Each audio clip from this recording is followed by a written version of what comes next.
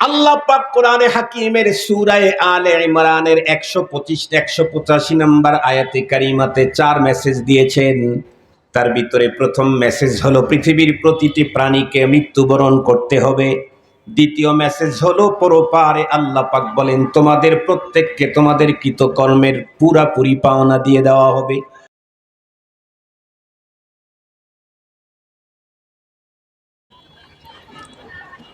এই অঞ্চলের কোনো একজন কমিশনারের পক্ষ থেকে যে মেসেজটা আসে এই এলাকার মানুষের জন্য, মেয়রের পক্ষ থেকে মেসেজ আসলে এটার গুরুত্ব কম হবে না বেশি হবে? বেশি হবে।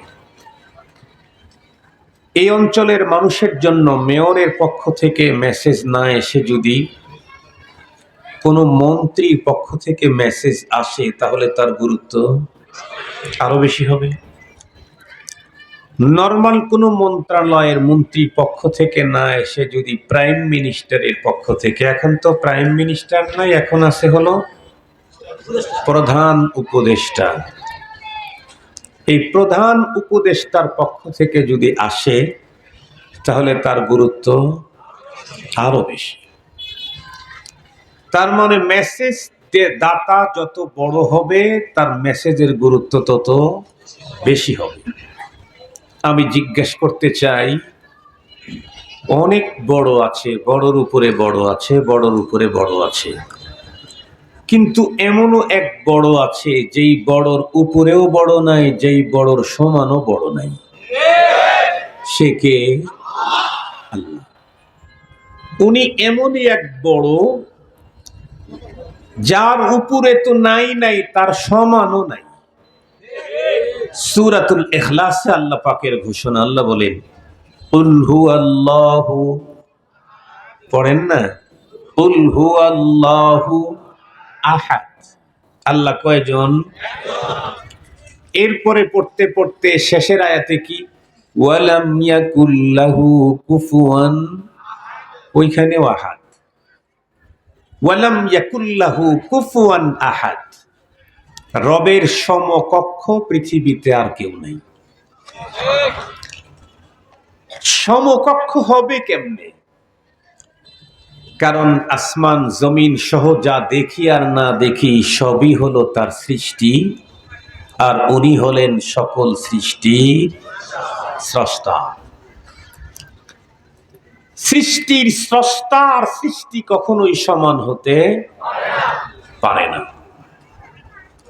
এজন্য আল্লাহ কত বড় আর আমরা কত ছোট, এটা আমার কাছে এটা বোঝাবার কোনো ভাষা নেই। তামাম দুনিয়া সবাই কত ছোট, এটা বোঝাবার ভাষা নেই। রব্বুল আলামিন যেহেতু সবচেয়ে বড়, সবার বড়, সবকিছুর স্রষ্টা, খালেক ও মালিক, সঙ্গত কারণেই তার মেসেজের গুরুত্বের চাইতে অধিক গুরুত্বপূর্ণ মেসেজ পৃথিবীতে আর কারো নাই।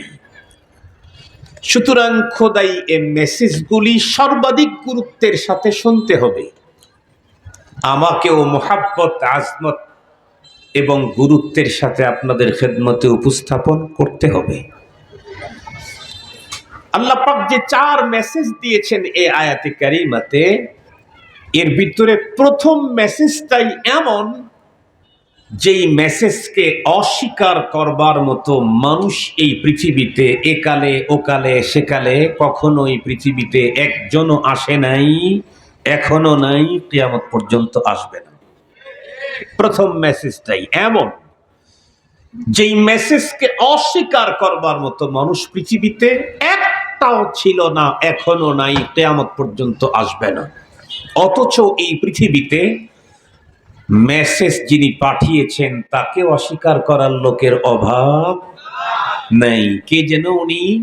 আল্লাহ। আল্লাহকে অস্বীকার করার লোকের অভাব নাই। বরং সমাজ আর বর্তমান পরিস্থিতি এত ভয়ঙ্কর, তাওহীদবাদী একত্ববাদী মানুষের ফ্যামিলির ঘর থেকেও আল্লাহর অস্তিত্বকে অস্বীকার করার মতো ভয়ঙ্কর মানুষ তৈরি হচ্ছে।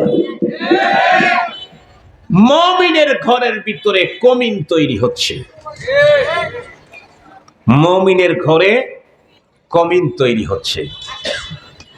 আল্লাহকে অস্বীকার করার প্রচুর লোক আগেও ছিল, এখনো আছে, কিয়ামত পর্যন্ত সংখ্যা কমবে না বাড়বে? বাড়বে। কেন? যতদিন পর্যন্ত পৃথিবীতে আল্লাহর অস্তিত্বকে স্বীকার করার একজন লোক থাকবে, লা তাকুমুস সাআহ, কিয়ামত হবে না। কিয়ামত তো কেবলই হবে যখন পৃথিবীতে একজন আল্লাহর অস্তিত্ব স্বীকৃতি দেওয়ার একজন মানুষও না থাকবে। তখন মুহতারাম হাজিরিন, রব্বুল আলামিন যে জিনিসটা তামাম পৃথিবীর সবাই মানে, আল্লাহ না মানলেও এটা হলো আশ্চর্য কথা। কেন?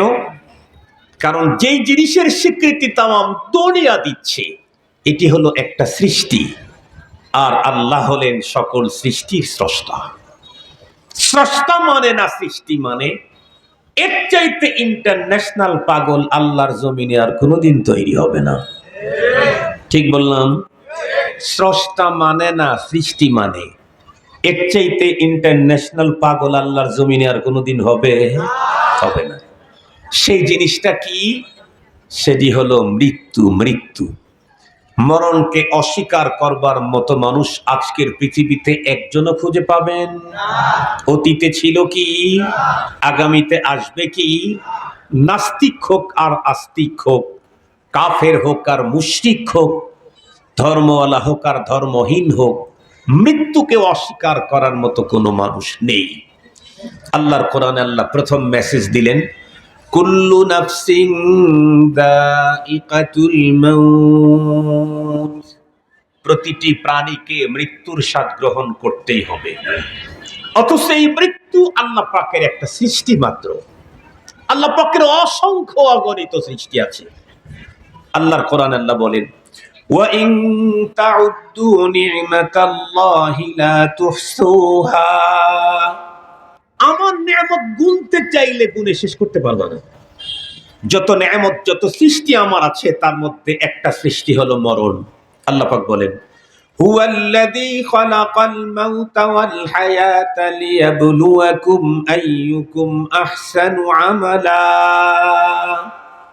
আল্লাহ পাক বলেন, তিনি ওই সত্তা যিনি মৃত্যু এবং জন্মকে তৈরি করেছেন মূলত তোমাদেরকে পরীক্ষা করবার জন্য।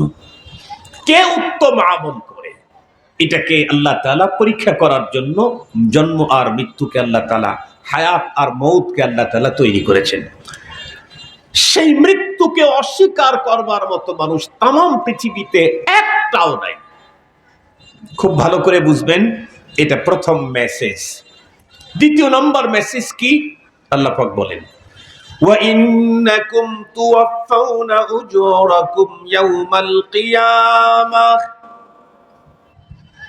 মৃত্যুবরণ করার পরে তোমাদের প্রত্যেককেই, পৃথিবীর যত মানুষ তোমরা আছো, এদেশের ওদেশের বিদেশের, সাদা কালো, খাটো বেটে, লম্বা ভুটকু সুটকু যা আছে, প্রত্যেককেই দেওয়া হবে তার জীবনের কর্মের পূর্ণ প্রতিদান।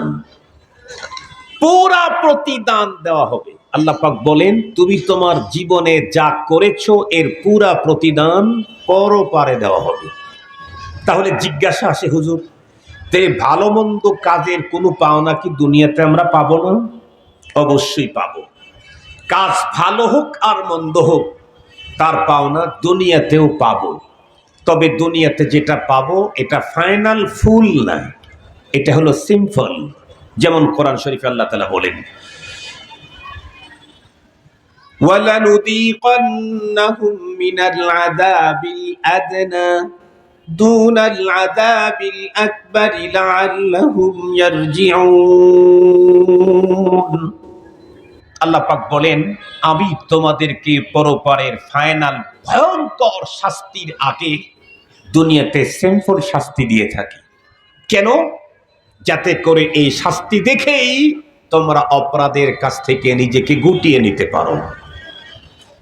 তাহলে বোঝা গেল, এই পৃথিবীতে অপরাধীদের যতই শাস্তি হোক, যদি এই অপরাধের তওবা করে আল্লাহর কাছ থেকে বিষয়টা ডিসমিস করে না নিতে পারে, তাহলে এর পুরোপুরি পাওনা দেওয়া হবে কোথায়? আখিরাতে। ঠিক তদ্রূপ নেক কাজ মানুষ দুনিয়াতে যতই করুক, আর এর কারণে তার জীবন যতই সম্মানিত হোক, পৃথিবীতে এই পাওনা তার নেক কাজের ফাইনাল না, পুরোপুরি পাওনা না। পুরোপুরি পাওনা দেওয়া হবে আখিরাতে। সঙ্গত কারণেই আমার জীবন যেটা আল্লাহ আমাকে দিলেন, এই জীবনটা বড় হিসাব নিকাশ করে কাটানো দরকার। আমার জীবনের প্রতিটি কর্মের প্রতিদান আল্লাহ আমাকে দিবেন। কোন কোন কর্মের প্রতিদান দিবেন কোরআন শরীফের ভিতরে আল্লাহ তাআলা তাও বলেছেন।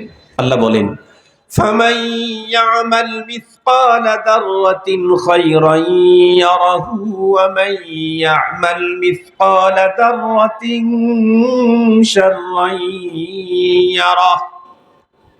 তোমার জীবনে যদি অনুপরিমাণ পরমাণু পরিমাণ যে কাজটা তোমার জীবনে আছে, এটার প্রতিদান তোমাকে দেওয়া হবে।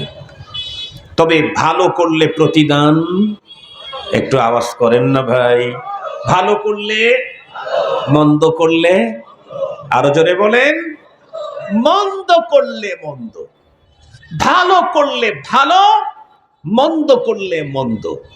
রব্বুল আলামিন আরেক জায়গায় আরো বলেন, ওয়ালা ইউযলামুনা ফাতিলা,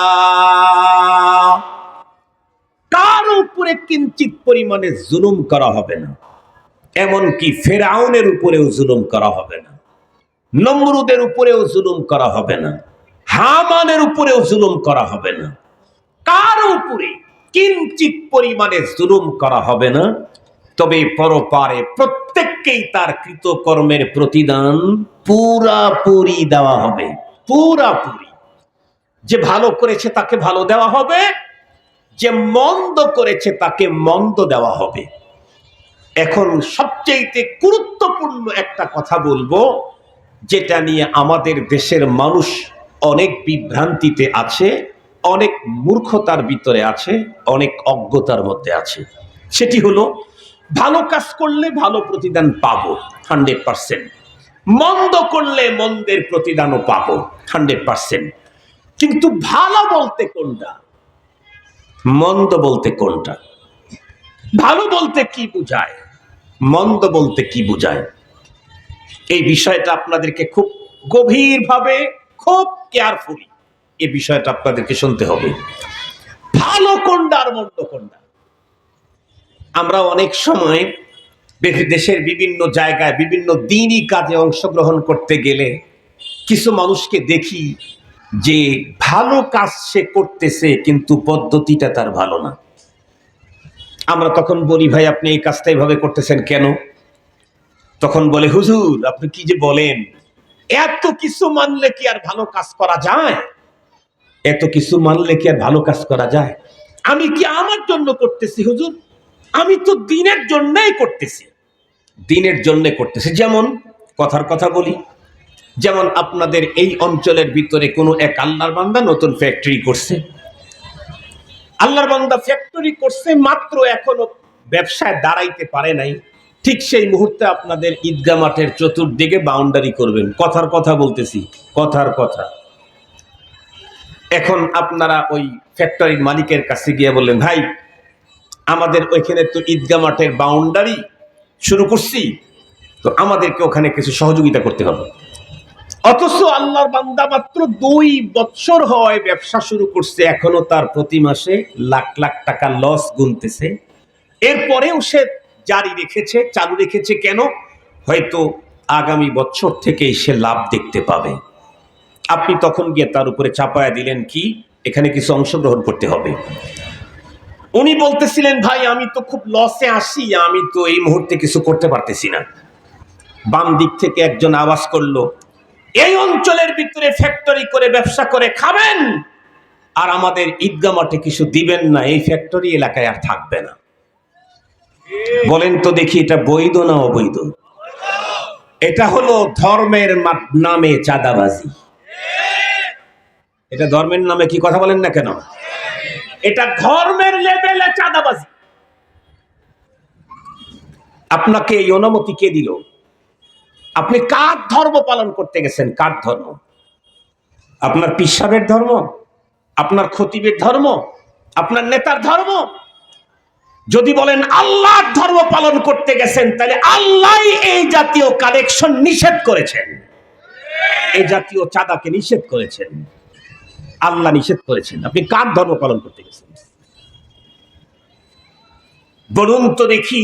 আমরা যদি বলি ভাই এই পদ্ধতিতে তো টাকা পয়সা কালেকশন করার অনুমতি নাই, কি বলে হুজুর এত মাসলা খুঁজলে কি এক ধর্মের কাজ হবে? তার মানে ধর্ম উনি উল্টা ফেলাইতেছেন, সাহাবায়ে কেরাম আর কিছু করেন নাই, তাবেঈরা কিছু করেন নাই, ওলামায়ে কেরাম কিছু করেন নাই, যা করেন আজকের ছেলে পেলেরাই উল্টা ফেলাইতেছে। মনে রাখবেন, ধর্মের কাজ করতে হবে ধর্মের নিয়মে। আপনারা বাইসাইকেল হুন্ডা মুন্ডা চালান তো, মোটরসাইকেল চালান না? আমাদের দেশে যত মোটরসাইকেল আছে তার ভিতরে সবচেয়ে বেশি মনে হয় ইন্ডিয়ান হুন্ডাই বেশি চলে, তাই না? ইন্ডিয়ান। বলেন তো দেখি, ইন্ডিয়ান গাড়িতে জাপানি পার্টস লাগাইলে খুব ভালো চলে? কথা বলেন না কেন? জাপানি গাড়িতে ইন্ডিয়ান পার্টস লাগাইলে খুব ভালো চলে না। জাপানি পার্টসের অনেক দাম, কিন্তু সেটা ইন্ডিয়ান গাড়ির জন্য উপযুক্ত না, সেটা জাপানি গাড়ির জন্য উপযুক্ত। কথা কি বুঝাইতে পারছি আপনাদেরকে? ধর্মের কাজ করতে যদি আপনি চান, আপনার বানানো পদ্ধতি উপযুক্ত না, কোরআন যে সিস্টেম দিয়েছেন সেটাই উপযুক্ত। কোরআন যে সিস্টেম দিয়েছেন সেটাই উপযুক্ত। আপনার বানানো পদ্ধতিতে ধর্ম হতে পারে না, আমার বানানো পদ্ধতিতে ধর্ম হতে পারে না। আপনাদেরকে আরো সহজ করে বুঝবার জন্য বলি, ভালো কোনটা আর মন্দ কোনটা।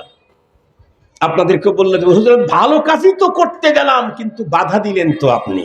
কি ভালো কাজ করতে গেছেন? আপনি তো চাঁদাবাজি করতে গেছেন। আপনি একজন মানুষের কাছ থেকে দ্বীনের কাজে সহযোগিতা চাইবেন, পদ্ধতি আলেমের কাছ থেকে শিখেন। আলেমরাও চাঁদা নিয়ে কোটি কোটি টাকা প্রতি বছরে ব্যয় করে মাদ্রাসা চালায়, কিন্তু কোনো দাতা বলতে পারবে না কোনো আলেম এসে কোনো দাতার কাছে বার্গেনিং করে টাকা নিয়েছে। বরং এক দাতার কাছে 10 বার যায় ঘুরে আসছে, তারপরেও বিনয়ের সাথে বলছে, হাজী সাহেব যদি কিছু সহযোগিতা করতেন আমার ইয়তিমরা খেতে পেত। কি বৃষ্টি কই? আমার চোখে তো এখনো বৃষ্টি পড়লো না, তার আগে আপনাদের এই অবস্থা দেখতেছি। অথচ বাংলাদেশের অনেক জায়গা এমন আছে মুষলধারে বৃষ্টির ভিতরেও লোক দাঁড়িয়ে দাঁড়িয়ে এই হাঁটুর নেসফ সাক পানি পর্যন্ত শুনেছি। ইতিহাস বহু আছে। যদি বৃষ্টি বেশি হয় চলে যায়নি, আপাতত কিছু কথা শোনেন। আমি আপনাদেরকে সহজে বুঝবার জন্য বলি, ভালো কাজ কোনটা আর মন্দ কাজ কোনটা। আমি যদি বলি এটা ভালো সেটা ভালো না, আমি যদি বলি এটা মন্দ সেটা মন্দ না, বরং ভালো আর মন্দ এটা ঠিক করে দিবেন কে? আরো জোরে বলেন কে? খুব ভালো করে বুঝতে হবে, যত দূর পর্যন্ত মাইকের আওয়াজ যায়, প্রতিটি মুসলমান নারী আর পুরুষকে এই কথা খুব গভীরভাবে লক্ষ্য করা দরকার। ভালো বলতে কোন কাজ, মন্দ বলতে কোন কাজ। আমার দৃষ্টিতে যেটা ভালো সেটাই ভালো হতে হবে এমনটি না, আমার দৃষ্টিতে যেটা মন্দ সেটাই মন্দ হতে হবে এমনটি না। বিষয়টাকে বুঝাবার জন্য বলি, খুব ভালো করে বুঝবেন। আমাদের বন্ধুরা, আমার দেশের ভিতরে সরকারের যত আইন আছে, এই আমার দেশের আইন এবং ইন্ডিয়ার আইন কি সেম সেম হয় নাকি? অনেক বিষয় আছে ইন্ডিয়াতে বৈধ, আমার দেশে অবৈধ। কথা বলেন না কেন? অনেক বিষয় আছে আমার দেশে বৈধ, ইন্ডিয়াতে অবৈধ। অনেক বিষয় আছে আমার দেশের আইনে বন্ধুরা আমার বৈধ, কিন্তু সৌদি আরবের আইনে অবৈধ। যেই মানুষটা যেই দেশে বাস করে তাকে ওই দেশের নিয়ম মানতে হয়। সেই নিয়ম যদি না মানে, তাহলে সে দেশের রাষ্ট্রপ্রধান রাষ্ট্রীয় আইন অমান্য করার কারণে তারে পানিশমেন্ট দেয়, জেলখানায় ভরে দেয়। ভালো করে বুঝবেন। তাহলে বন্ধুরা আমার, আমার দেশের সব বৈধগুলা তামাম দুনিয়াতে বৈধ হবে এমনটি না, বরং আমার দেশের অনেক বৈধ ইন্ডিয়াতে অবৈধ, সৌদি আরবের অনেক বন্ধুরা আমার বৈধ, আমার দেশের ভিতরে অবৈধ। খুব শুধু তাই নয়, বিগত 52 বছর বাংলাদেশে আমরা নিজের চোখেই যেটা দেখলাম, আপনারাও দেখেছেন, একই দেশের ভিতরে সরকার পরিবর্তন হইলেও বন্ধুরা আমার বৈধ অবৈধ পরিবর্তন হইয়া যায়। সরকার চেঞ্জ হইলেই বৈধ অবৈধ চেঞ্জ হয়ে যায়। যেমন সহজে বুঝবার জন্য বলি, বিগত সরকারের সময় হেফাজতে ইসলাম, জামাতে ইসলাম নাম শুনলেই অবৈধ। কথা বলেন না কেন? কিন্তু এই সরকারের সময় আবার ওই সরকারের নাম শুনলেই কট খাইছে। কথা বলেন না কেন? এখন হেফাজতে ইসলাম নাম শুনলে আর কোনো ঝামেলা। আপনাদেরকে বুঝাবার জন্য যদি একটা মেসাল দেই, ঝামেলা নাই তো, ভালো করে বুঝবার জন্য। এখন তো সবই তো আর বিয়ে পাস না, সবাই তো হাদিস শরীফ পড়ে আসে নাই। এই জন্য আমার কথা সবাই নেওয়ার জন্য একটা মেসাল দেই। মানুষকে দিয়ে মেসাল দিয়ে লাভ কি, আমি আমাকে দিয়েই দেই। আমি হেফাজতে ইসলাম বাংলাদেশের কেন্দ্রীয় সহকারী মহাসচিব, কিন্তু আমি এই পদের জন্য কোনোদিন লবিং, গ্রুপিং, দৌড়াদৌড়ি, এমনকি বসে থেকে দোয়াও কোনোদিন করি নাই। বড়রা আমাকে স্নেহ করেন, ভালোবাসেন, মহাব্বত করেন নিজের সন্তানের চাইতেও বেশি। হাটহাজারী মাদ্রাসার শেখ আমাকে ডেকে নিয়ে হযরত তার খাদেমের মাধ্যমে আমারে খেলাফত দিয়েছেন।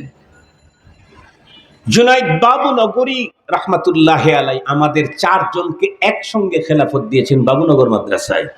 মামুনুল হক, আমি, আইয়ুবী আর হাসান জামিলকে। অনেক বড়রা নিজের সন্তানের চাইতেও বেশি মহাব্বত করেন, তাই বড়রা চাইছেন যে ছেলেটাকে একটা পদ দেই। পদটা দিয়ে রাখছেন, আমি আর না করি নাই, কারণ ইসলামের নাম যেখানে আছে সেটা যদি সহি শুদ্ধ হয়, আমি না করার কোনো সুযোগ নেই। ভুল ভ্রান্তি থাকলে সেখান থেকে সরে থাকতে হবে, ভুল ভ্রান্তি যদি না থাকে তাহলে তো আর সরে থাকার কোনো সুযোগ নেই। কিন্তু আমি, আপনারা বলেন, আমি কখনো হেফাজতের মিটিং মিছিলে আমাকে কখনো পাবেন না। বিগত ক্রাইসিস টাইমে ফ্রেন্ড সার্কেলের ম্যাক্সিমাম গুলা যখন ভিতরে, আমরা মাত্র 2 জন বাইরে, আমি আর হাসান জামিল, আর সব মেহমানখানায় ছিল। তখন মাননীয় প্রধানমন্ত্রী শেখ হাসিনার মেহমানখানায় ছিলেন, আমরাই শুধু মেহমানখানার বাইরে। পরবর্তীতে আমরা একটু বাইরে আসতে চাইতেছি, তো তখন কিছু সংস্থার লোকের সাথে আমাদেরকে দেন দরবার করা লাগছে, কথা বলা লাগছে। একটা পর্যায়ে একটা সংস্থার অফিসে যাওয়ার পরে তারা আমাকে চ্যালেঞ্জ করলো, আপনি অমুক জায়গায় মিছিলে ছিলেন, অমুক মিটিংয়ে ছিলেন, আমাদের কাছে ভিডিও ফুটেজ আছে। আমি বললাম, না, আপনাদের ভিডিও হয়তো আপনি ভুল দেখেছেন, আর না হয় ভুল বলতেছেন। বলে, না দেখেছি। আমি বললাম, না দেখেন নাই। আমি যাই নাই, দেখবেন কেমনে? আমি যাই নাই, দেখবেন কেমনে? আমি বলতেছিলাম যে আমি যে সক্রিয় মিটিং মিছিল করছি এমনটি না। বড়রা যে পদ দিয়েছেন সেই পদকে আমি মুহাব্বতের সাথে গ্রহণ করেছি, তবে আমি আমার উসুলের উপরই চলতাম এবং আমার জায়গা থেকে তাদেরকে সহযোগিতা করতাম। সেই সময় হেফাজত করি, এই অপরাধের কারণে আমার এলাকার কিছু মানুষ আমার বাড়িকে পোড়ায় দিতে চাইছে। সেই সময় অফিস আদালত কোনো জায়গায় গেলে যদি বলতো হেফাজতের নেতা, তাইলেই কিন্তু খবর। সেই হেফাজতের নেতা এখনো আছি, শুধু 24 চলে গেছে, 25 আসছে, শুধু 36শে জুলাই পার হয়েছে। এরপরেই আগে হেফাজত নাম শুনলেই প্রশাসনের লোকেরা রেডি হইতো হ্যান্ডক্যাপ দেওয়ার জন্য, এখন অফিসে গিয়া হেফাজত বললে চেয়ার থেকে দাঁড়ায় সম্মান দেওয়ার জন্য। কথা সহি না গলত? কথা সত্য না অসত্য? একই দেশে একই জিনিস, কখনো বৈধ কখনো। বিগত সরকারের সময়ে ছিল অমুক দল নিষিদ্ধ, অবৈধ। এখন বলেন তো দেখি, তারাই নিষিদ্ধ, অবৈধ। আবার সময় চেঞ্জ হলে হয়তো বা আরো কিছু হতে পারে এবং হবেই। আল্লাহ আলাম মুতাগায়্যির। আমরা জীবনে ও শুরুবেলায় জীবনে পড়েছি, আল আলাম মুতাগায়্যির। তাহলে বুঝা গেল বৈধ আর অবৈধ আমি যেটা বলবো সেটা না, বরং এই দেশের বৈধ অবৈধ গভর্নমেন্ট যেটা বলবে সেটা।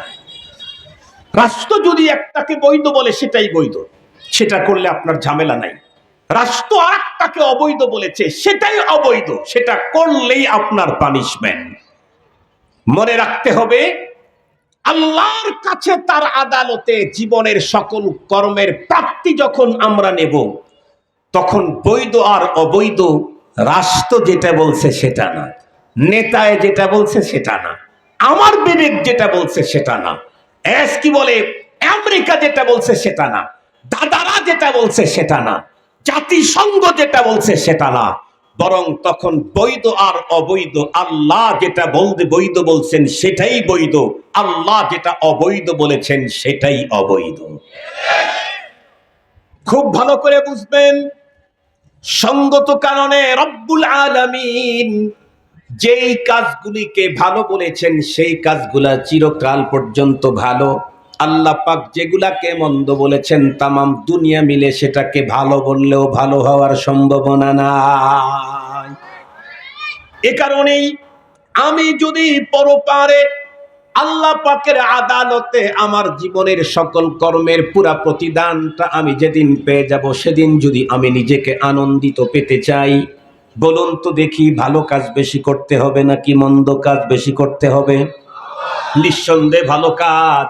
ভালো বলতে কোনটা? আমার নেতায় যেটা বলছে না না, আমার পীর যেটা বলছে না না, আমার সমাজ যেটা বলছে না না, সুশীল সমাজ যেটা বলছে না না, কবিরা যেটা বলছে না না, মডেলটা যেটা বলছে না, ওপারের দাদারা কি বলছে সেটাও না, 7 সমুদ্রের 13 নদীর ওই পারের সাদা চামড়াওয়ালারা যেটা বলছে সেটাও না, বরং ইসলাম যেটাকে ভালো বলেছেন সেটাই ভালো, ইসলাম যেটাকে মন্দ বলেছেন সেটাই মন্দ। ইসলাম সুদ আর ঘুষকে মন্দ বলেছেন, কিয়ামত পর্যন্ত সুদ আর ঘুষ তামাম দুনিয়ার মানুষ ভালো বললেও 1 সেকেন্ডের জন্য তা কখনো ভালো হতে পারে না। কিন্তু দুঃখের বিষয় হলো এদেশের মুসলমান বড় ভয়ঙ্কর, আল্লাহর ঘর মসজিদে গেছে ওয়াজ শোনার জন্য। কার ঘরে? কথা বলেন না কেন, কার ঘর?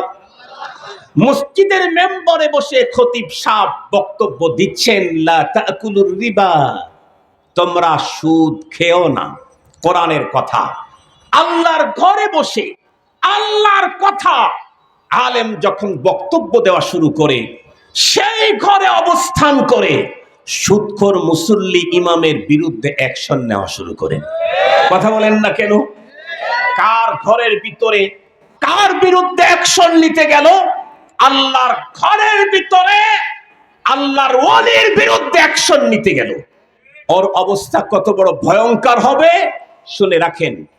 থানার ভিতরে ঢুকে কোনো ওসিকে যদি কেউ টেনে হেঁচড়ে বের করে দেয়, তাহলে হয়তো 5 মিনিটের জন্য ওসিকে হেনস্থা করা যাবে, টেনে হেঁচড়ে বের করা যাবে, কয়েকটা আঘাত করা যাবে, কিন্তু 3 ঘন্টা পরে যে ওসিকে তার কার্যালয় থেকে টেনে বের করেছে, ওকে তো এলাকায় পাওয়া যাবে না, আর বাবা মা মেয়েদেরকেও পাওয়া যাবে না। কথা বলেন না কেন? কথা বলেন না কেন? ওই ফ্যামিলির মেয়েরাও নিজের বাসায় থাকতে তখন নিরাপদ মনে করবে না, অথবা বাড়ি ওই এলাকায় থাকবে না। কেন? রাষ্ট্রের কাজে যাকে নিয়োজিত করা হয়েছে তাকে তুমি রাষ্ট্রের বানানো ঘর থেকে বের করে দিয়েছো, এত বড় ধৃষ্টতা তুমি দেখাইলা, তাহলে এই এলাকায় তোমার থাকার কোনো সুযোগ নাই। মনে রাখতে হবে, আল্লাহর ঘরে ঢুকে আলেমের বিরুদ্ধে যারা অবস্থান নেয় তাদেরকে দুনিয়ায় থাকার অধিকার থাকবে না। বের করে দিবেন কে? জোরে বলেন, বের করে দিবেন কে? ইন্না বাতশা রাব্বিকা লাশাদীদ, তোমার রবের ধরা বড় ভয়ঙ্কর। তবে রব যখন তখন ধরে না, সময় মতো ধরে, তবে ধরলে আর একটু জোরে বলেন, ধরলে আর ছাড়ে না। মুসলমান ভাইরা আমার খুব ভালো করে বুঝবেন, বলতেছিলাম আল্লাহ পাক কোরআনে হাকিমের সূরা আলে ইমরানের 125-185 নম্বর আয়াতে কারিমাতে 4 মেসেজ দিয়েছেন।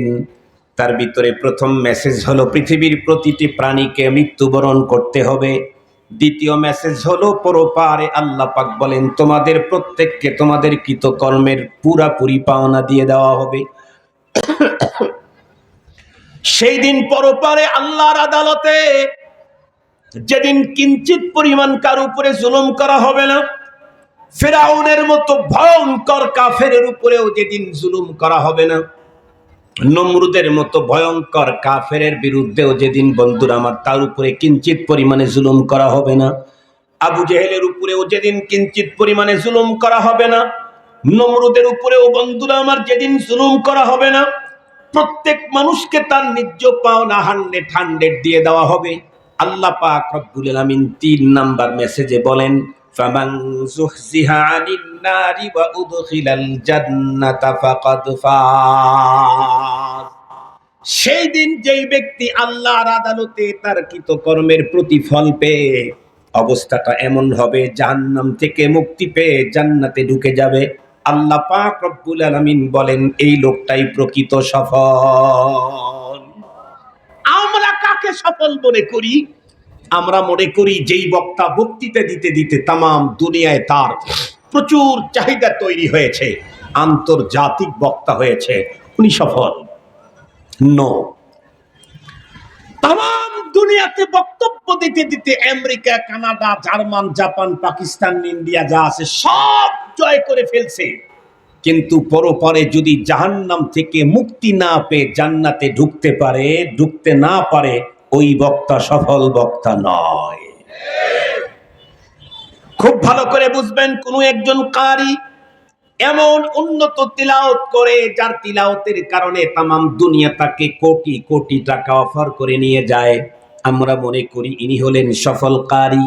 না না না, প্রকৃত সফল কারি হন বন্ধুরা আমার ওই ব্যক্তি যেই ব্যক্তি পরপারে আল্লাহ পাক রব্বুল আলামিন যখন প্রতিটি মানুষের জীবনের পরিপূর্ণ পাওনা দিয়ে দিবেন, সেই দিন যেই সমস্ত মানুষগুলি জাহান্নাম থেকে মুক্তি পেয়ে আল্লাহর জান্নাতে ঢুকে যাবে তারাই হলো সফল। যেই কারি পরপারে জাহান্নাম থেকে মুক্তি পেয়ে জান্নাতে ঢুকবে সে সফল কারি। যে হাফেজে কোরআন 127 বন্ধুরা আমার রাষ্ট্রের সকল হাফেজদেরকে পিছনে ফেলে রেখে 1 নাম্বার হয়েছে, আমরা মনে করি সেই সফল। এটা বন্ধুরা আমার প্রকৃত সফলতা না, বরং যে হাফেজে কোরআন পরপারে আল্লাহর আদালতে জাহান্নাম থেকে মুক্তি পেয়ে আল্লাহ পাকের জান্নাত জিতে নিবে, সে হবে বন্ধুরা আমার প্রকৃত সফল হাফেজে কোরআন। আমরা তো ওই নেতাকে সফল নেতা মনে করি যে 20 বছর পর্যন্ত তার নেতৃত্বকে ধরে রাখতে পারে, তাকে আমরা সফল নেতা মনে করি। না না না, ওই নেতা সফল নেতা না। সফল নেতা ওই নেতা যেই নেতা পরপারে আল্লাহর আদালতে যখন প্রত্যেকটি মানুষকে তার কৃতকর্মের বন্ধুরা আমার যাজা দেওয়া হবে, সাজা দেওয়া হবে, সেই দিন যেই ব্যক্তি বন্ধুরা আমার জাহান্নাম থেকে মুক্তি পেয়ে আল্লাহ পাকের জান্নাতের ভিতরে ঢুকে যাবে, এই লোকটা বন্ধুরা আমার এই নেতা হবে সফল নেতা। বন্ধুরা আমার সবচাইতে বড় কবি, উন্নত সফল সাহিত্যিক আর কবি কাকে মনে করি? সবচাইতে বড় গবেষক কাকে মনে করি? সবচাইতে বড় লেখক কাকে মনে করি? কোন একজন মানুষ এমন এক চূড়ান্ত বন্ধুরা আমার লিখনি লিখেছেন যার লেখা বইয়ের এত বেশি জনপ্রিয়তা শুধু নিজের দেশের ভিতরেই চলে না, তামাম দুনিয়াতে তার যোগ বইটাকে এমন বেশি চাহিদা বেড়ে গেছে, বিশ্বের সমস্ত ভাষাতেই তার বইটা ভাষান্তরিত হয়ে তামাম দুনিয়াতে ছড়ে গেছে। আমরা মনে করি এ সবচাইতে বড় গবেষক লেখক সফল। না না, যেই লেখক বন্ধুরা আমার পরপারে আল্লাহর আদালতে দাঁড়িয়েও জাহান্নাম থেকে মুক্তি পেয়ে আল্লাহর জান্নাতের ফয়সালা পেয়ে গেছে, ওই লেখক হলো সবচাইতে বড় সফল। মুসলমান ভাইরা রে আমার, তবে সেই যুগে, সেই মুহূর্তে, সেই সময়ে এই সফলতা অর্জন করতে চাইলে আমাদের প্রত্যেককে বন্ধুরা আমার আমাদের আমলের কোয়ালিটি সুন্দর করা লাগবে। যার আমল ভালো হবে তার বন্ধুরা আমার যাজা ভালো হবে, যার আমল খারাপ হবে তার বন্ধুরা আমার সাজা বড় ভয়ঙ্কর হবে। আমল ভালো কোনটা আর কোনটা মন্দ আমার নেতা যেটা বলেছে না না, আমার পীর যেটা ভালো বলেছে না না, আমার গবেষক যেটা ভালো বলেছে না না, আমার পার্টি যেটা ভালো বলেছে না, ইসলাম আর শরীয়ত যেটাকে ভালো আমল বলেছে ওটাই ভালো, ইসলাম আর শরীয়ত যেটাকে মন্দ বলেছে ওটাই মন্দ। তার মানে আমি আমাকে কেবলমাত্র সফলতার চূড়ান্ত শিখর পর্যন্ত নিতে পারবো কখন? আল্লাহর প্রেরিত শরীয়তকে আমার জীবনে 100% মেনে নেব যখন। আমি যখন শরীয়তকে আমার তবিয়ত বানায় ফেলবো, শরীয়ত যখন আমার স্বভাব হয়ে যাবে, আমি ওইটাই চয়েস লাগে যেটা আমার রব করতে বলেছেন, ওই কাজেই মজা পাই যে কাজ আমার রাসূল করেছেন। সুবহানাল্লাহ বললেন না যে? সফলতা তখন আমার কদম চুমবে। ওই কাজ আমার খারাপ লাগে যেই কাজকে রব নিষেধ দিয়েছেন, ওই কাজ করতে আমার ইচ্ছেই করে না, ওদিকে আমি যাই না। যে কাজে আমার রব আমাকে নিষেধ দিয়েছেন সেদিকে আমি তাকাই না। এভাবে 60, 70, 80 বছরের লাইফটা কাটাইতে পারলেই শুধুই ঈমান আর নেক আমলের পুঁজি নিয়ে কবর পর্যন্ত ঢুকতে দেরি রব্বুল আলামিন আমাকে আপনাকে জান্নাতুল ফেরদাউসে রিসিভ করতে দেরি করবেন না। এই বৃষ্টির মধ্যে এমনি তো জ্বরের সিজন না এখন, এবং জ্বর খুব কঠিন যাদের হচ্ছে তাদের 12টার উপরে 12:30 বাজায় থাকতেছে, 1টার কাছাকাছি বাজে। এই জন্য এই বৃষ্টির ভিতরে আমি আপনাদেরকে কষ্ট দিতে চাই না, যেহেতু আমাকে ওইখানে দিলে আমি বেশিক্ষণ ওয়াজ করব না, এই জন্য আপনাদেরকে আমি কষ্ট দিতে চাই না। মুখতাসার কোরআনী 4টা মেসেজ আমি আপনাদের খেদমতে পেশ করে শেষ করে দিচ্ছি। প্রথম মেসেজ, সবাইকে মারা যেতে হবে, ঠিক বললাম? বিশ্বাস আছে?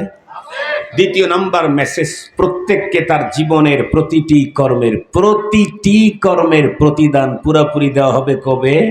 আখিরাতে। কথা বলেন না কবে? সেই দিন যেই ব্যক্তি তার কর্মের প্রতিদানে জাহান্নাম থেকে মুক্তি পেয়ে জান্নাতে ঢুকবে, সেই হলো সফল। আমরা কি ব্যর্থ হতে চাই না সফল হতে চাই? তাহলে আমাদেরকে কি করতে হবে? ভালো কাজ করতে হবে, মন্দ কাজ ছাড়তে হবে। বলেন, ভালো কাজ করতে হবে, মন্দ কাজ বলুন তো দেখি। মুরব্বীকে অসম্মানী করা একটা বড় ভালো কাজ।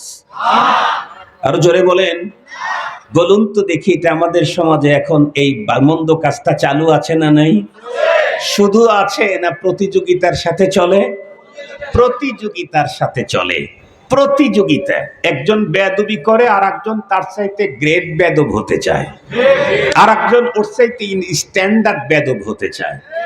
একজন ভাইয়ের বয়সের কাউকে থাপ্পড় মেরেছে তো আর একজন চাচার বয়সকে থাপ্পড় মারতে চায়, মনে করে এটাই আমার ক্রেডিট। ওটা তোমার ক্রেডিট না, ওটা তোমার কসুও না। বরং সময়ের একটু অপেক্ষা করো। আজকে চাচার বয়সের একজনকে তুমি থাপ্পড় দিয়েছ না, অপেক্ষা করো তোমার নাতির বয়সের একদিন তোমারে লাঠি দিয়ে চলের দাঁত খুলে দিবে। একটু অপেক্ষা করো, ওই বয়স পর্যন্ত একটু যাও। সবচাইতে বড় ভয়ঙ্কর যে জিনিসটা এখন বাংলাদেশে, সেটি হলো বড়দের প্রতি শ্রদ্ধাবোধটা একদম নাই। বড়দের সম্মান নাই, বড়দের সম্মান নাই, বড়দের প্রতি শ্রদ্ধাবোধ নাই। এটা একটা জাতি ভয়ঙ্কর ভাবে বিধ্বস্ত হওয়ার জন্য যথেষ্ট, একজন জাতি ধ্বংস হওয়ার জন্য যথেষ্ট। আল্লাহ পাক আমাদেরকে ভালো কাজ করার তৌফিক দান করুন। শেষ মেসেজটা বলি, আল্লাহ বলেন, ওয়ামাল হায়াতুদ দুনিয়া ইল্লা মাতাউল গুরুর। এই দুনিয়ার জীবনের চাকচিক্য সৌন্দর্য নিয়েই পাগল, আখিরাতকে ভুলে গেলে মনে রাখবে দুনিয়ার এই জীবন পুরাটাই কিন্তু ধোঁকার বস্তু। বলেন, দুনিয়ার জীবন পুরাটাই। এটা বুঝে আসে কখন? মালাকুল মউত সামনে আসে যখন, তখন মনে আসে, আরে চেয়ারের জন্য এত অপরাধ করলাম, চেয়ার কই? পাওয়ারের জন্য এত অপরাধ করলাম, পাওয়ার কই? অধীনস্থদের জন্য এত অপরাধ করলাম, অধীনস্থরা কই? দলের জন্য এত কিছু করলাম, দল কই? দল কই? আরে নেতার জন্য এত কিছু করলাম, নেতা কই? সব তো শুধু 3 মুঠ মাটি দিবে। কথা বলেন না কেন? কয় মুঠ মাটি দিবে? 3 মুঠ মাটি দিয়ে ওখান থেকে চলে আসবে আমার কবরে আমি, আমার ঈমান আর আমার আমল। এজন্য আসেন তাফসীরুল কোরআন মাহফিলের এই মজলিস থেকে আমি প্রথমে আমাকে আহ্বান করছি, আপনাদেরকেও আহ্বান করছি। ইনশাআল্লাহ আজ থেকে মৃত্যুর আগ পর্যন্ত আল্লাহ যে সময়টুকুন আমাদেরকে দিয়েছেন, এই সময়ে শুধুই ভালো কাজ করব, মন্দ কাজ থেকে দূরে থাকব, যাতে করে মালিকের দরবারে আমি জাহান্নাম থেকে মুক্তিপ্রাপ্ত হয়ে আল্লাহর জান্নাতে ঢুকে চূড়ান্ত সফলতা অর্জন করতে ধন্য হই। আল্লাহ আমাদেরকে কবুল করুক। ওয়া আখিরু দাওয়ানা আনিল হামদুলিল্লাহি রাব্বিল আলামিন। আসসালামু আলাইকুম ওয়া রাহমাতুল্লাহি ওয়া বারাকাতুহু।